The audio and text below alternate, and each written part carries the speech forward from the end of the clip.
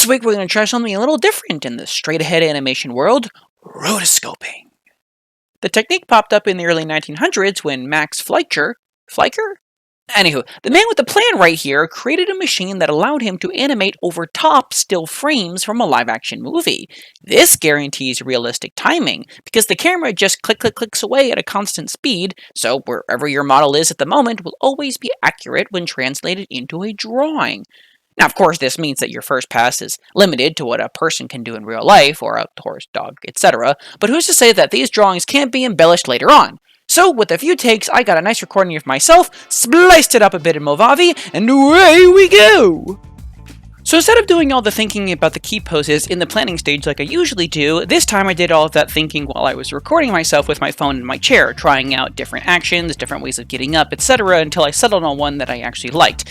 Once I was happy with the motion, the next thing to do, of course, is to create the scenery, because that's static throughout the entire animation. So I figured I would use the same perspective techniques from the last video in this one to try to make a chair either from 2-point or 3-point perspective.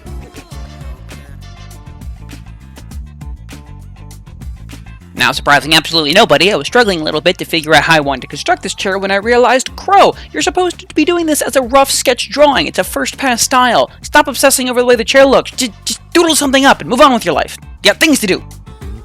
Things like explaining why it is that we're doing it this way in the first place. So, the first part is how I'm constructing the character, which is now I'm adding in the ribcage and the hips, which Taniko mentions how he has his hips like a bowl, so I'm trying that out, and the ribcage is just going to be a really nice circle that whenever we're looking from a side profile is actually going to be protruding out from the spine. So I spent a little bit of time practicing my skeletons to get a feeling for how I wanted to shape all of those and how they all come to connect. But again, it's all a rough first pass style, so I'm not obsessing too much about making sure like the spine bends in an anatomically accurate way.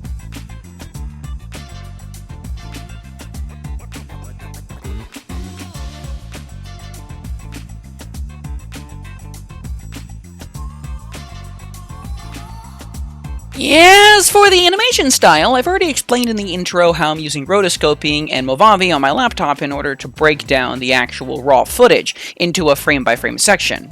Praise be unto the frame-by-frame cutter. So, what I'm doing now is I'm looking at each individual frame,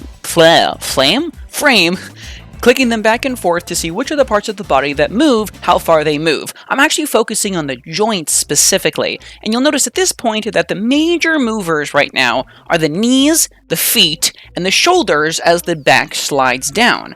So, as the feet are going to be pushing out, I'm keeping track of not only how far they move, but in what direction, towards the camera, parallel to the camera, etc. The knees, and whether or not they're moving up, down, out. That way, that helps me keep track of the calves and the shins, and the thighs, and the back. Now, as the back is sliding down the back of the chair, it's actually, the top of the spine is still staying vertical. It's the base of the spine that connects to the hips that actually starts curving around to where the rib cage is and bending, which is then protruding the hips forward, eventually off the chair. This is where I switched from drawing on ones to drawing on twos, because I had spliced my raw footage just as one frame next, etc., so of course all of those frames were drawn on ones. And I promised myself I would stop drawing on ones because that shit takes 12 years to do.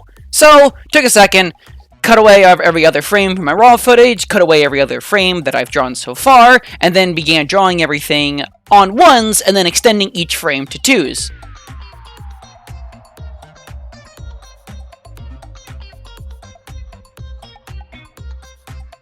So, back to the juicy stuff. Now I've just finished rotating my hips, and this is one of the benefits about using a first pass style that allows you access to a three-dimensional hip, is that you can start simulating how that body part will look in real space, which may not seem like all that important to keep track of now, but taking note of that is really going to help me out later out in the cleanup stage when I'm trying to erase the parts of the body that are hidden by other parts of the bodies and all the reference lines in order to make the character feel like a full three-dimensional body.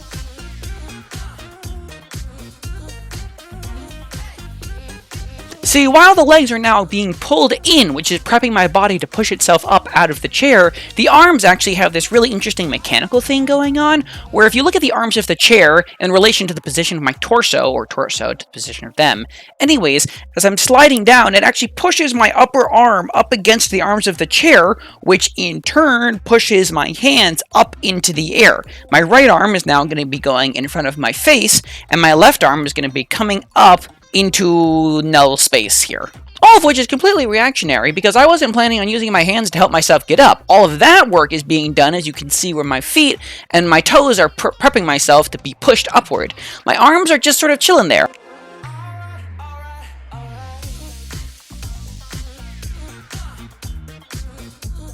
It's that hip thrust baby that rockets me to the top.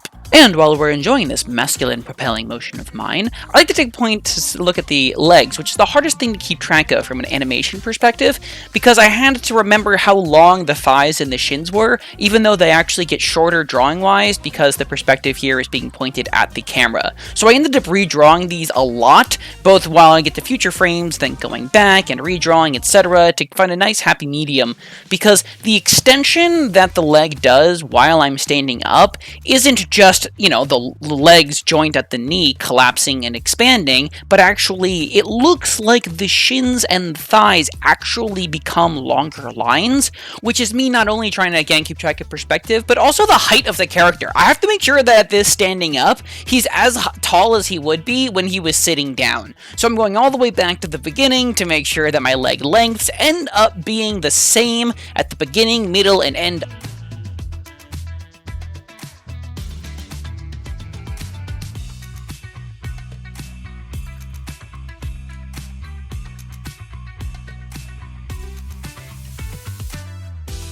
As for this flop over that I do once I finally do stand up, there's really not that much to talk about it, believe it or not. The uniqueness of each of these frames is really quite staggering, that there's not much that I have to keep track of. The legs, for the most part, just stay in place. The hip does go down and up a little bit, so there is a little bit of a bouncing that I have to keep track of. But the actual, the spine, the arms, the head, it covers so much ground from each frame. I really am making a whole new drawing every time, so there really wasn't all that much that I had to worry about, except for keeping the shoulders in place. Remember, arcs, people. Bodies work in arcs. So even if the lower part of the body isn't doing that much, this whole motion is only believable if the shoulders make that nice clean arc over the top of the body, flopping down, and the hands arc as they fly forward, smash to the other side of the body, and flop around.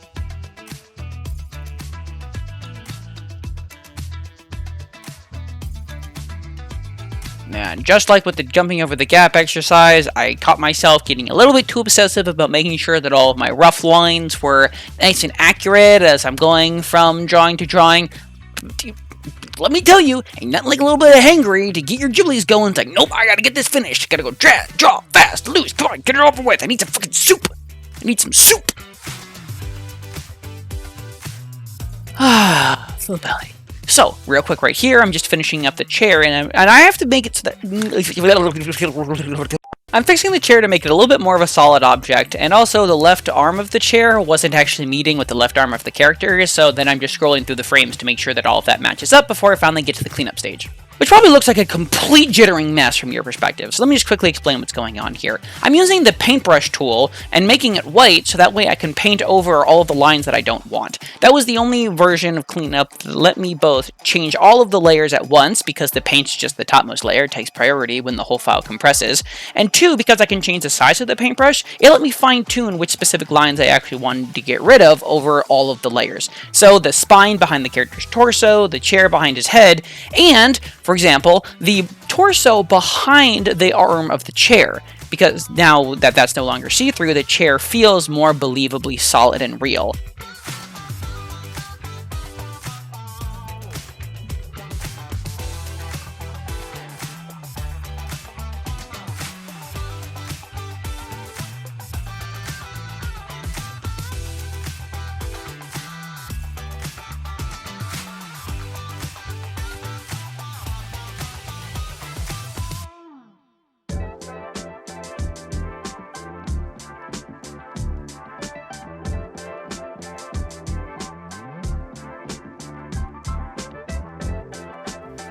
And voila! We have our character rising from a chair in probably the derpiest way I could have possibly imagined. Or at least the derpiest way that I could do in real life, because I could have made this even more ridiculous if I wasn't rotoscoping, but believe it or not, I am not flexible enough to be a cartoon character. One day, maybe, but not today. So overall, I'm really happy with the way that this came out. It wasn't as easy as I thought it was going to be. I thought the rotoscoping was going to make this a smoother process, but it just ended up being its own unique set of problems. So, the actual character getting up, fantastic. We managed to get him from in the chair to out of the chair. That's all the exercise wanted from us. The rest of it was our own embellishments. So, from Taniko, we had the second version of a first pass, which is just using the rib cage and the hips. It's a first pass. I don't care about making it anatomically correct. I'm not even asked to care that I make it anatomically correct. So the rib cage stays where it's supposed to, and the hips stay where they're supposed to. I did, however, take a little bit of liberty, like I was telling before. If you look at the hips, you'll see at the top of the animation, you can see the top of the hip. But as he slides forward, the top disappears because I cleaned up and erased that, which gives that three-dimensional version that the hip is actually rotating as the character does his action. You can see that now better. And then when he flies up, the hip rotates forward and you can see the top of it again. That all really helps sell the idea that this is a character in three-dimensional space, and that came out really nicely.